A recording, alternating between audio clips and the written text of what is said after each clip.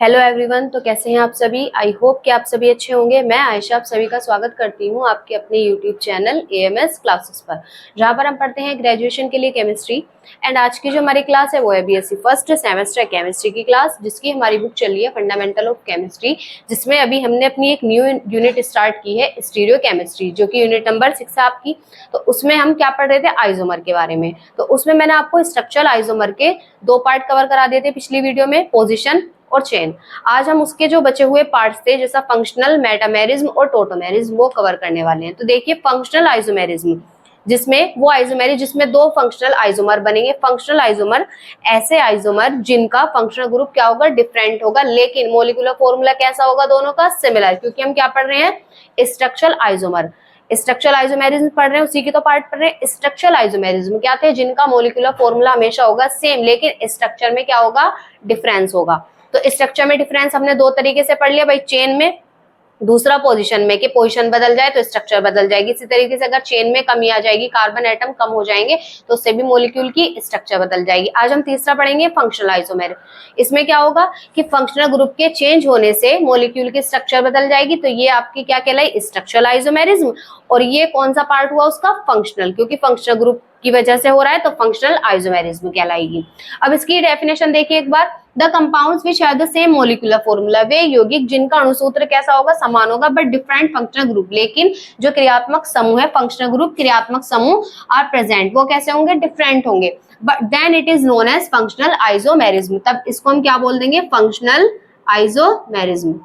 ठीक, दो functional isomer, ऐसे आइसोमर जिनके फंक्शनल ग्रुप कैसे होंगे? डिफरेंट होंगे। अब जैसे हमारे पास एग्जांपल है अल्कोहल एंड ईथर। इन दोनों का मोलिकुलर फॉर्मूला आपका होता है CnH2n+2। n की जगह 1 2 जो भी हम रखेंगे, तो उससे मोलिकुलर फॉर्मूला एक बनकर आएगा हमारा। ठीक, ये अणुसूत्र होगा। अब जैसे हमने यहाँ पर C की वैल्यू N की वैल्यू रख दी है 2, N रख दिया 2, तो ये मोलिकुलर फॉर्मूला बनकर आएगा C2H6O। तो अब हम इसमें से अल्कोहल और ईथर बनाएंगे। ठीक, तो अल्कोहल कैसे बना सकते हैं हम? दो कार्बन है, तो दो कार्बन को इस तरीके से रख दो। ठीक, OH, ये क्या हो गया? अल्कोहल हो गया। अब दूसरा, इसका कुछ और तो नहीं बन सकता, दो कार्बन में यही बनेगा अल्कोहल। अब ईथर कैसे बनेगा? इसमें से देखो, इस मोलिकुलर फॉर्मूले को ध्यान में रखते हुए तो बनाएंगे हम। अब ईथर इसमें से कैसे बनेगा? COC। ईथर का फॉर्मूला ROR, ईथर में बीच में ऑक्सीजन आता है। अब ऑक्सीजन ये क्या है? इसका क्रियात्मक समूह, ये इसका क्रियात्मक समूह हो गया अल्कोहल। इसमें क्या हो गया क्रियात्मक समूह आपका? ये ऑक्सीजन। ठीक, अब क्या हुआ?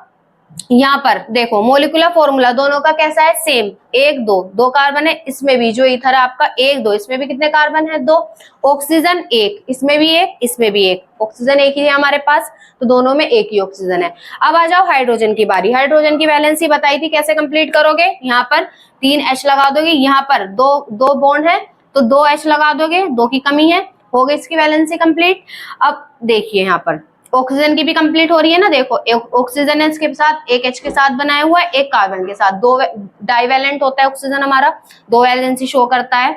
अब क्या हुआ? देखो, 3 और 2 5 और 1 6, हाइड्रोजन भी हमारे सेटिस्फाई होगी कि भाई 6 ही हाइड्रोजन हो गए। अब इसमें करो हाइड्रोजन पूरे, तो 3 यहाँ जाएंगे और 3 यहाँ, तो इसमें भी 6 H है टोटल, और ऑक्सीजन 1 और 2 कार्बन। तो दोनों का मोलिकुलर फॉर्मूला सेम है, लेकिन दोनों के जो फंक्शनल ग्रुप है वो कैसे हैं? डिफरेंट। इसमें OH है, इसमें क्या है फंक्शनल ग्रुप? O। ठीक, तो इस तरीके से ये होते हैं आपके दोनों फंक्शनल।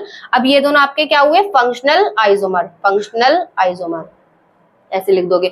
अब जैसे हमारे पास है ये मोलिकुलर फॉर्मूला C3H8O, तो अब इसमें हम फंक्शनल आइसोमर कैसे बनाएंगे? अल्कोहल और ईथर कैसे बनाएंगे? देखो, 3 कार्बन है, 1 2 3, अल्कोहल लास्ट में OH आ गया, हो गया एक अल्कोहल। इस तरीके से बना सकते हैं हम अल्कोहल को। दूसरा तरीका, अल्कोहल को कैसे बनाओगे? 1 2 3, 3 कार्बन हो गए। अब क्या करो? यहाँ पर अल्कोहल हमने फर्स्ट पोजीशन पर जोड़ दिया था, अब यहाँ क्या कर दो? सेकंड कार्बन के साथ जोड़ दो। ये दो बन सकते हैं, इसके तीसरा तो बन नहीं सकता। अगर आप ये कहने लगो कि मैम इधर जोड़ दो, तो बात तो वही होगी भाई। देखो, फर्स्ट और सेकंड पोजीशन हो रही है, ये भी यहाँ से काउंट करोगे तो फर्स्ट और सेकंड, तब भी वही बात है, तो सेम ही बनेगा, तो 2 ही बनेंगे इसके। ठीक, फंक्शनल आइसोमर। अब दूसरी बात, अब आ जाओ उस पर, ईथर पे। ईथर में कैसे बनेगा? यहाँ पर C बीच में O रख दो, एक C इधर और एक C इधर, 3 कार्बन है ना हमारे पास, COC, ये तो बन गया ईथर, और एक कार्बन एक्स्ट्रा था, तो वो हमने इस तरीके से लगा दिया। 3 कार्बन, तो 3 कार्बन का ईथर इसी तरीके से बन सकता है हमारा, दूसरा और कोई तरीका है नहीं।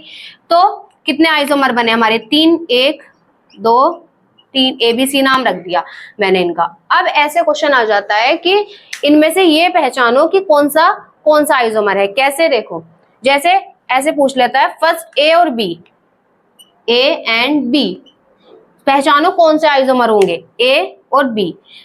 भाई देखो, चेन आइसोमर तो होंगे नहीं, क्योंकि देखो 3 ही कार्बन की चेन है। चेन आइसोमर में क्या होना चाहिए? कार्बन की चेन में कमी होगी, जब भी हम उनको चेन आइसोमर कहेंगे।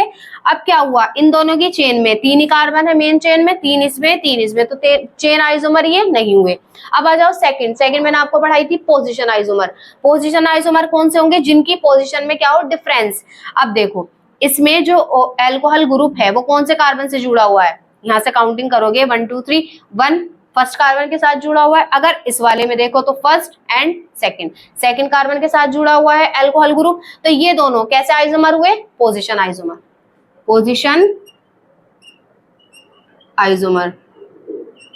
अब इसी तरीके से मैं पूछने लगूं, जो आपका है फर्स्ट A एंड C, इसमें ये दोनों कौन से आइसोमर होंगे? A and C, A and C, A और C कौन से हैं? कौन से समझ आ रहे हैं? भाई देखो, दोनों का मॉलिक्यूलर फॉर्मूला तो सेम ही होगा।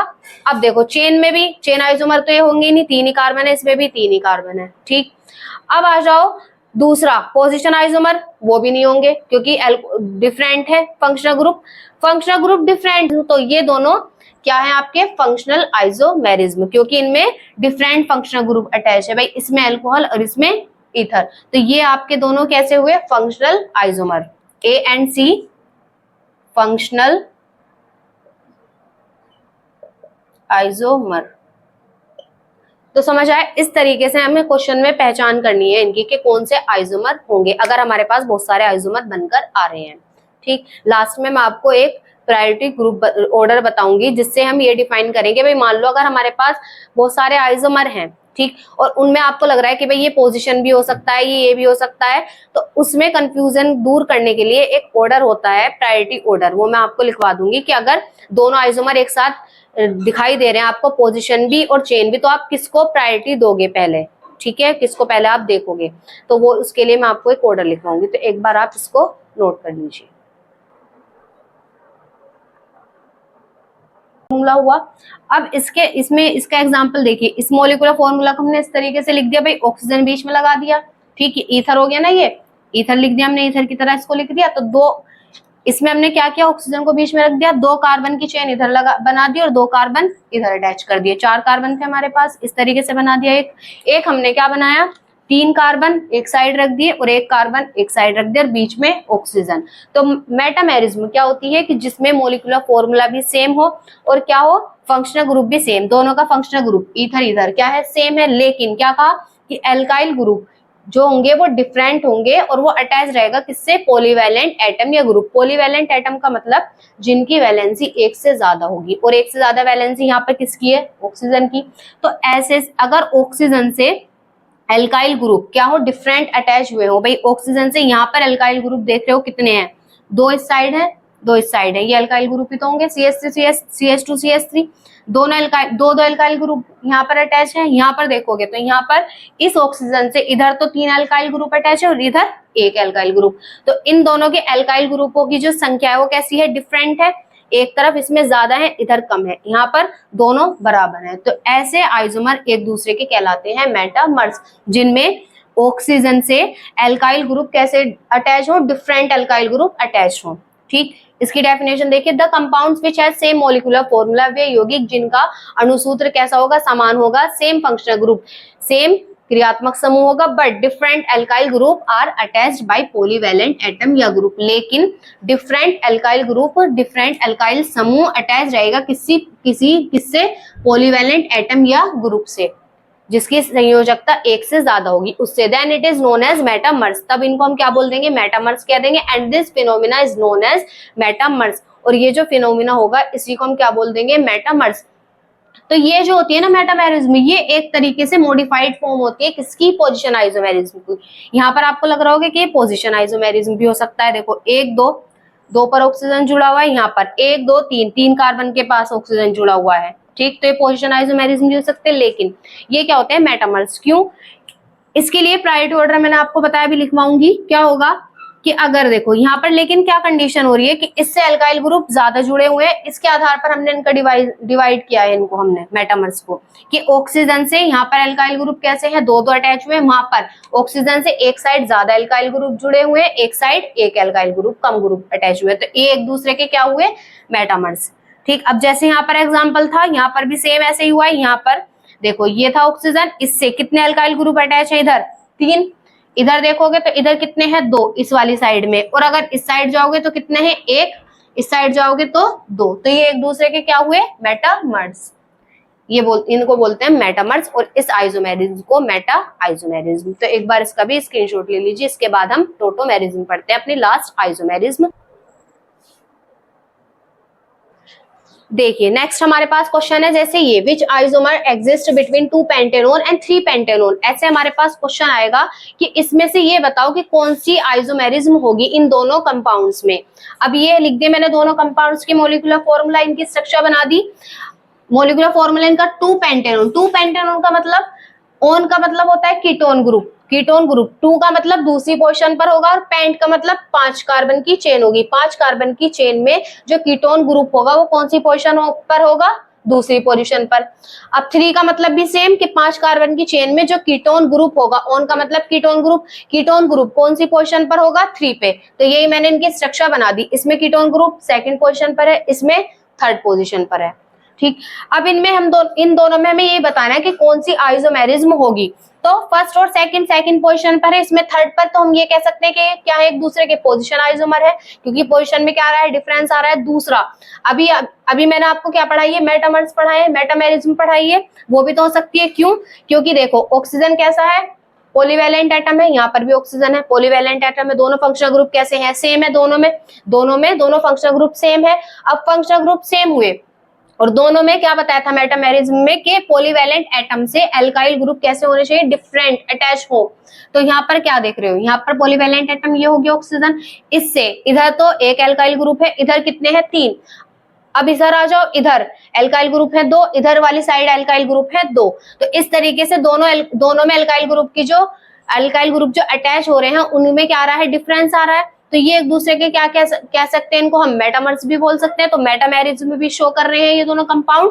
तो ऐसी सिचुएशन में हमें ये ऑर्डर याद करना पड़ता है, प्रायोरिटी ऑर्डर, कि हम किसको प्रायोरिटी देंगे, कि मतलब कौन सी आइसोमेरिज्म हम बताएंगे इसमें, कि मेटामेरिज्म होगी या फिर पोजिशन आइसोमेरिज्म होगी। तो उसके लिए ये प्रायोरिटी ऑर्डर कहता है कि पहले टोटोमेरिज्म होगी, फिर फंक्शनल, फिर उसके बाद मेटामेरिज्म को प्रायोरिटी दोगे, फिर चेन को, और फिर पोजीशन को। तो पोजीशन को सबसे लास्ट में देखना है मैं, तो सबसे पहले हम किसको देंगे प्रायोरिटी, मेटामेरिज्म। तो ऐसे क्वेश्चन में हम इसको क्या बोल देंगे कि ये दोनों क्या है, एक दूसरे के मेटामर्स है या फिर मेटामेरिज्म शो कर रहे हैं। ठीक, अब लास्ट आती है हमारे पास टोटोमेरिज्म, लास्ट आइसोमेरिज्म आती है टोटोमेरिज्म। इसका हिंदी का मतलब चलाव्यवता। किसकी चलाव्यवता, इसमें ये जो आइसोमेरिज्म क्रिएट होती है, ये होती है हाइड्रोजन परमाणु के फ्री मूवमेंट की वजह से। जो हाइड्रोजन परमाणु होता है, ऐसे होता है ना, कोई बच्चा बहुत बेचैन होता है, वो एक तरफ बैठ नहीं पाता, वो इधर गया, तो इस तरीके से ये जो हाइड्रोजन परमाणु होता है, ये एक तरफ बैठता नहीं है, क्या करता है कि भाई यहाँ भी चक्कर लगाई हूँ, जरा देख हूँ थोड़ा सा, तो ये घूम जाएगा। तो उसके घूमने की वजह से अब क्या होगी, एक आइसोमेरिज्म क्रिएट होगी, मॉलिक्यूल की स्ट्रक्चर में क्या आएगा, डिफरेंस आएगा, और उसी को हम बोल देते हैं टोटोमेरिज्म। और इसके लिए कुछ कंडीशन है, 2 इसके लिए कंडीशन है जो हमें ध्यान रखनी है, वहीं पर ये टोटोमेरिज्म पाई जाएगी ज्यादातर, बाकी में कॉमनली ये नहीं पाई जाएगी। 2 इसके लिए कंडीशन है, वहीं पर टोटोमेरिज्म हमारी होगी शो। तो उसके लिए अभी मैं आपको कंडीशन भी बताऊंगी, पहले आप इसकी थ्योरी देख लीजिए। टोटोमेरिज्म का एक नाम होता है दूसरा कीटोइनोल आइसोमेरिज्म, इसका नाम कीटोइनोल आइसोमेरिज्म भी इसी बोलते हैं, डेस्मोट्रोफिज्म भी इसको बोलते हैं, और तीसरा डायनामिक इक्विलिब्रियम। डायनामिक का मतलब यही जो भी मैंने आपको बताया कि हाइड्रोजन क्या करता है, घूमता रहता है ना, इसकी वजह से डायनामिक नाम पड़ गया इसका। ठीक, कीटोइनोल क्यों पढ़ा, अभी जब मैं इसका एग्जांपल समझाऊंगी ना तो उससे आपको अच्छे से क्लियर हो जाएगा। अभी मैं बता नहीं रही, जब भी समझा दूंगी कीटोइनोल आइसोमेरिज्म से क्यों बोला हमने। तो इट वाज गिवन बाय लार, इसे लार साइंटिस्ट ने दिया था। It can be defined as the isomerism due to free movement of hydrogen atom. ये आइसोमेरिज्म किसकी वजह से हो रही है, हाइड्रोजन परमाणु के फ्री मूवमेंट की वजह से, हाइड्रोजन परमाणु के घूमने की वजह से, from one place to other in a given compound. Compound में एक स्थान से दूसरे स्थान में जाने की वजह से क्या हो रही है, ये आइसोमेरिज्म आती है हाइड्रोजन परमाणु की वजह से। और इसमें जो हाइड्रोजन का माइग्रेशन होगा, हाइड्रोजन का जो घूमना होगा ना, 1 to 3 पोजीशन पर होगा, 1 to 3, 1 और 3 पोजीशन पर वो क्या करेगा, घूमेगा। अभी जब एग्जांपल समझाऊंगी तो ये बात क्लियर हो जाएगी। This type of isomerism is called tautomerism. ये जो आइसोमेरिज्म हुई से क्या बोल दिया हमने, टोटोमेरिज्म बोल दिया। And the isomer that are formed are called, और ये जो आइसोमर बने हैं ये क्या कहलाएंगे, आपके टोटोमर्स कहलाएंगे। ठीक है, तो यहाँ तक का सभी को क्लियर हुआ। अब इसके बाद इसे एक बार आप नोट कर लीजिए, इसके बाद हम इसके एग्जाम्पल्स पे चलते हैं। तो चलिए देखते हैं हम इसकी कंडीशंस कि टोटोमेरिज्म किन कंपाउंड्स में होगी। उसके लिए कंडीशन है आपकी दो कंडीशन क्या होगी, अगर कोई कंपाउंड ये दोनों कंडीशन को फॉलो कर रहा है तो उसमें क्या होगी, आपकी टोटोमेरिज्म होगी, वरना नहीं होगी। पहली condition, in compound at least 1 more electronegative atom या ग्रुप लाइक ऑक्सीजन और नाइट्रोजन। जो यौगिक है उसमें कम से कम एक मोर इलेक्ट्रोनेगेटिव एटम जरूर होना चाहिए। मोर इलेक्ट्रोनेगेटिव एटम जिसकी विद्युत ऋणात्मकता ज्यादा होगी, इलेक्ट्रॉन को अट्रैक्ट करने की जो टेंडेंसी है वो ज्यादा होगी। Should be attached to carbon atom, वो किससे अटैच होना चाहिए, कार्बन एटम से, by multiple bond, double bond के द्वारा। अब second condition, compound should have at least 1 alpha hydrogen, compound के पास कम से कम एक अल्फा हाइड्रोजन एटम होना चाहिए। अभी अल्फा हाइड्रोजन एटम क्या है, देखो जैसे हमारे पास ये है, ये कोई कंपाउंड है। अब इस कंपाउंड में हमें देखना है कि टोटोमेरिज्म हो रही है या नहीं हो रही। तो हम क्या देखेंगे, पहली चीज हम देखेंगे कि जो कार्बन है वो मोर इलेक्ट्रोनेगेटिव एटम से जुड़ा हुआ है डबल बॉन्ड के साथ या नहीं। कम से कम एक होना चाहिए कार्बन जो कि मोर इलेक्ट्रोनेगेटिव एटम से जुड़ा होना चाहिए डबल बॉन्ड के साथ। तो यहाँ पर देखा हमने, जो कार्बन था वो मोर इलेक्ट्रोनेगेटिव एटम ऑक्सीजन के साथ जुड़ा हुआ है, वो भी कैसे, डबल बॉन्ड के साथ। दूसरी कंडीशन, पहली कंडीशन हमारी सेटिस्फाई होगी। अब दूसरी देखिए, दूसरी क्या, कि अल्फा हाइड्रोजन होना चाहिए। अल्फा हाइड्रोजन ये है हमारा फंक्शनल ग्रुप। फंक्शनल ग्रुप के जस्ट पास वाली पोजीशन होती है अल्फा। अगर एक कार्बन और अटैच होता तो वाली पोजीशन कहलाती बीटा, और अगर एक और होता तो गामा, फिर उसके बाद डेल्टा। इस तरीके से पोजीशन होती है। तो फंक्शनल ग्रुप के जस्ट पास वाली पोजीशन है, यहाँ पर ये क्या कहलाएगा, अल्फा कार्बन। तो इसके पास हाइड्रोजन हुए तो इसका मतलब ये क्या हाइड्रोजन कहलाया, आपके अल्फा हाइड्रोजन। जो अल्फा कार्बन के पास हाइड्रोजन होंगे उनका नाम क्या हो जाएगा, अल्फा हाइड्रोजन। तो 3 अल्फा हाइड्रोजन है इसके पास, कम से कम एक तो होना चाहिए, इसके पास 3 है। तो अब क्या हुआ, समझ आ गया अल्फा हाइड्रोजन। अब देखिए जब इसमें टोटोमेरिज्म होगी, मैंने आपको एक चीज लिखवाई थी 1,3H माइग्रेशन, 1 to 3, ये 1 to 3 पोजिशन हमने देख ली भाई, ये पोजिशन 1 हो गई, ये सेकंड, ये थर्ड। तो अब क्या हुआ, 1 पोजिशन से हाइड्रोजन आपका 3 पोजिशन पर जाएगा। इसका मतलब 1,3H माइग्रेशन का मतलब हुआ कि फर्स्ट पोजीशन से हाइड्रोजन निकलकर कौन सी पोजीशन पर जाएगा, थर्ड पर। अब यहाँ पर एक डायलॉग अप्लाई होता है, वो जो सुभाष चंद्र बोस ने दिया था, आपको याद होगा सभी को, कि तुम मुझे खून दो मैं तुम्हें आजादी दूंगा। तो सेम यहाँ पर क्या होगा, ये जो ऑक्सीजन है ये कहता है इस वाले कार्बन से कि तुम मुझे हाइड्रोजन दो मैं तुम्हें डबल बॉन्ड दूंगा। तो यहाँ पर क्या हुआ, जब ये हाइड्रोजन यहाँ से जाएगा तो यहाँ पर क्या आ जाएगा, H2 आ जाएगा, एक हाइड्रोजन की कमी H2। अभी सिंगल बॉन्ड दिखा रही हूँ फिलहाल में C। अब क्या हुआ, हाइड्रोजन आपका यहाँ पहुंच गया इस OH के पास। अब ये O अपना बॉन्ड किसे दे देगा, इसे दे देगा। अभी मैंने आपको बताया कि तुम मुझे खून दो मैं तुम्हें आजादी दूंगा। तो ये ऑक्सीजन क्या कहता है इस कार्बन से कि तुम मुझे हाइड्रोजन दो मैं तुम्हें डबल बॉन्ड दे दूंगा। तो अब क्या हुआ, यहाँ पर ये हो गया, अब ये H इसी तरीके से, ठीक। तो ये बन गया आपका। तो देखिए अब एक बात मैंने आपको बताई थी कि टोटोमेरिज्म को हम कीटो इनोल आइसोमेरिज्म भी बोलते हैं। क्यों बोलते हैं, क्योंकि इसमें कीटो और इनोल दो फॉर्म बनती है। कीटो का मतलब, कीटो फॉर्म का मतलब जिसमें फंक्शनल ग्रुप आपका क्या हो, कीटोन हो, वो कीटो फॉर्म कहलाएगी। जिस टोटोमर्स में जो फंक्शनल ग्रुप है, और ये जो टोटोमर्स होते हैं ना आपस में, ये इनकन्वर्टेबल होते हैं, यानी कि ये एक दूसरे में कन्वर्ट हो जाते हैं। कि हाइड्रोजन अब क्या हुआ इसका यहाँ पर मान लो मन नहीं लगा तो ये वापस इस पोजीशन पर चला जाएगा। तो ये आपस में इनकन्वर्टेबल होती रहती है, मतलब चेंज होती रहती है आपस में, कीटो से इनोल और इनोल से कीटो, इस तरीके से। तो ये वाला साइन हम इनके लिए यूज कर देते हैं। अब क्या हुआ, यहाँ पर ये फॉर्म जो हुई जिसमें क्या हुआ आपका COH, ये फॉर्म आपकी कहलाती है कीटोन, और ये वाली कहलाएगी आपकी अल्कोहल, क्योंकि इसमें OH क्या है, फंक्शनल ग्रुप है। मेन फंक्शनल ग्रुप आपका क्या है इसमें, OH। तो ऐसी फॉर्म कहलाएगी इनोल, और ऐसी फॉर्म जिसमें फंक्शनल ग्रुप आपका CO हो वो क्या कहलाएगी आपकी कीटो फॉर्म। ठीक, तो दो तरीके के टोटोमर्स बनते हैं, इसलिए इस आइसोमेरिज्म का नाम क्या पड़ जाता है, कीटो इनोल आइसोमेरिज्म भी हम इसको कह सकते हैं। अब जैसे यहाँ पर है हमारा सेकंड एग्जांपल CH3CO CH3। पहले ये देखिए ये टोटोमेरिज्म शो करेगा या नहीं करेगा। तब देखिए यहाँ पर ये जो कार्बन है इससे मोर इलेक्ट्रोनेगेटिव एटम अटैच है, वो भी डबल बॉन्ड के साथ, पहली कंडीशन। सेकंड कंडीशन क्या होना चाहिए, अल्फा हाइड्रोजन। फंक्शनल ग्रुप के पास कम से कम एक अल्फा हाइड्रोजन। अब ये रहा फंक्शनल ग्रुप, इसके पास वाली पोजीशन अल्फा, अब इसके जस्ट पास ही वाली पोजीशन भी तो क्या होगी आपकी अल्फा, तो अल्फा कार्बन है और उस पर हाइड्रोजन भी है, ये रहे। तो कितने कितने, 3 और 3 6, 3 अल्फा हाइड्रोजन हो गए, हमें कम से कम एक तो चाहिए। तो आपकी मर्जी है, आप यहाँ से भी दिखा सकते हो माइग्रेशन, आप यहाँ से भी दिखा सकते हो, सेम ही पोजीशन है ना दोनों। तो देखो फर्स्ट सेकंड थर्ड, हमें क्या करना है, फर्स्ट से हाइड्रोजन को निकाल कर थर्ड पोजीशन पर भेजना है। तो क्या कर देंगे हम, CS2 COH और यहाँ पर CS3 और यहाँ इन दोनों के बीच क्या जाएगा, डबल बॉन्ड। तो ये इस तरीके से हमारा हो जाएगा। ठीक, ये वाली फॉर्म आपकी, अब क्या ये क्या कहलाएगी, ये वाली फॉर्म, इसमें फंक्शनल ग्रुप क्या है, अल्कोहल, तो ये वाली फॉर्म आपकी इनोल और ये वाली कीटो फॉर्म। अब जैसे हमारे पास एग्जांपल है ये वाला, इसमें देखो, इसमें कार्बन परमाणु से मोर इलेक्ट्रोनेगेटिव एटम प्रेजेंट है डबल बॉन्ड के साथ, पहली condition. Second condition, alpha hydrogen भी होना चाहिए कम से कम एक, लेकिन इसमें देखो कार्बन तो है, ये रहा अल्फा कार्बन, ये रहा अल्फा कार्बन, ये रहा, लेकिन उसके पास Cl3 ग्रुप है, यानी कि हाइड्रोजन एक भी प्रेजेंट नहीं है, एक भी अल्फा हाइड्रोजन प्रेजेंट नहीं है, तो ये टोटोमेरिज्म शो नहीं करेंगे। तो एक बार आप सभी यहाँ तक का नोट कर लीजिए। तो चलिए देखिए फॉर्म्स ऑफ टोटोमर्स, अभी मैंने आपको एक्सप्लेन तो करी थी, हालांकि जरूरत तो थी नहीं लिखवाने की, बट मैंने फिर भी लिख दी है कि आपको अगर किसी को कोई कंफ्यूजन हुई हो या समझ ना आए तो एक बार थ्योरी को देख लें। तो चलिएगा, यहाँ पर हमारा जो आइसोमेरिज्म का पहला पार्ट है स्ट्रक्चरल आइसोमेरिज्म, वो कर चुके हैं हम कंप्लीट। नेक्स्ट क्लास में हम इसका सेकंड पार्ट डिस्कस करेंगे स्टीरियो आइसोमेरिज्म, उसमें हम 2 पढ़ेंगे, ज्योमेट्रिकल और ऑप्टिकल। ठीक है, तो आई होप आप सभी को यहाँ तक का हुआ हो क्लियर। ठीक है, तो जिन स्टूडेंट्स को चाहिए नोट्स वो टेलीग्राम चैनल से ज्वाइन हो सकते हैं, वो मैं वीडियो के डिस्क्रिप्शन बॉक्स में आपको लिंक दे दूंगी टेलीग्राम चैनल का। बाकी वैसे मैं क्लासेस में थ्योरी के साथ कराई रही हूँ, यहाँ से भी आप लिख सकते हो, कोई टेंशन वाली या कोई प्रॉब्लम वाली बात नहीं है।